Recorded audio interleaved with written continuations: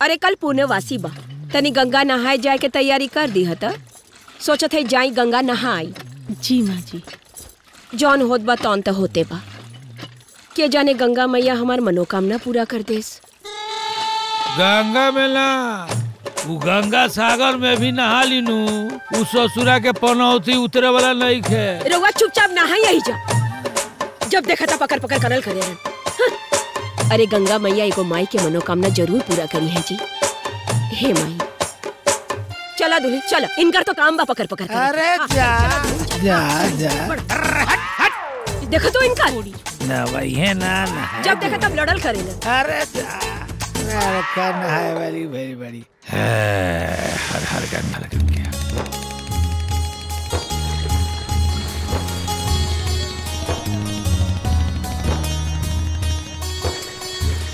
राम महादेव पानी बहुत कड़ा आ रहे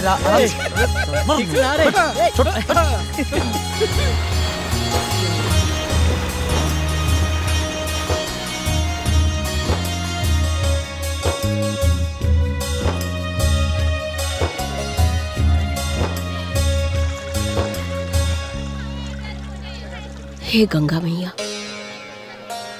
हमरा बेटा खातिर एगो मनजोग दुल्हन मिल जात ना त हमरा और पूजा 2 जोड़ा साड़ी से करती। हमार प्रार्थना सुन ली मैया।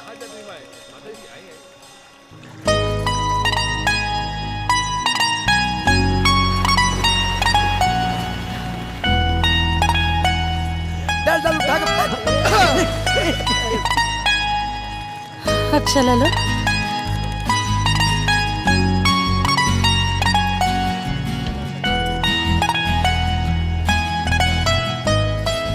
ए बेटी, हम तहरा के कहीं देख ले बानी। जरूर देख ले हो खब। ई हमार बेटी ज्योति ही है। हाँ? यूपी टॉप कैले बिया ना, अखबार में फोटो भी छपल रहे। नमस्ते। खुश रह खुश रह। मम्मी हमने चेंज करके आवतन। हाँ हाँ ठीक बा बेटी। आई चली चला जा। ए बेटा, वो हमार लड़का है। अच्छा राउर बेटा है? हमार बेटा। अरे चला बहुत चला बढ़िया लोग। बा। हाँ, बहुत हो गई। हाँ, आवा आवा आवा लोग। चली ये सब ऐसे ही। चली चल के कपड़ा बदल लिहल जाए।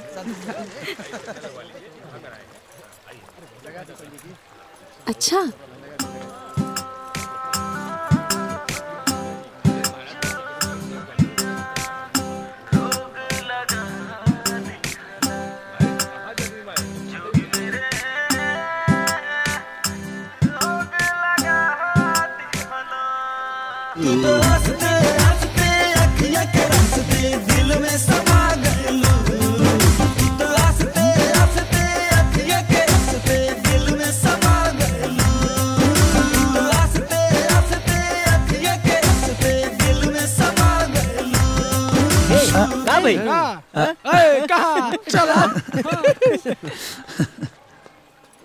जाना तानी जी, गंगा मैया के दर्शन करके ना मन खुश हो जाला। कैसन मनोकामना बताई ता?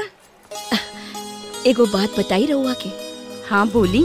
हमार तो इहे इच्छा बा कि हमारा लड़का के एगो मनजोग दुल्हन मिल जात। फिर हमके गंगा मैया से कुछ ना चाहिए। देखी जब से हमार बेटी टॉप कैले बिया ना, ओकरा खातिर बड़ बड़ घर से रिश्ता आवता। लेकिन कहीं लड़का पसंद आवता तो दहेज का मांग बहुत बा, और कहीं दहेज कम बा तो लड़का पसंद नहीं खे आवत। कुछ समझे में नहीं खे आवत। हाँ ये तो बात बाटे। सुनी ना। हाँ हमरा बेटा से करब रहुआ। अरे रहुआ इतना बड़ बानी, हम इतना दहेज ना दे पाई। अरे जेकरा लगे इतना सुंदर हीरा होखे, ओकरा से केहू दहेज कैसे ली जी? हमरा के पैसा वैसा कुछ ना चाहिए, बस रहुआ हाँ कर दी।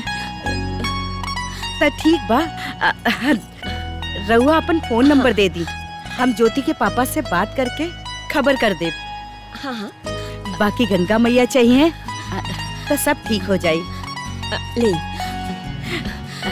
रहुआ फोन जरूर करब। हाँ, हमार बेटा लाखों में एक बा, बहुत नेक बा। अरे हमनी के संबंधी बन गई नी जा।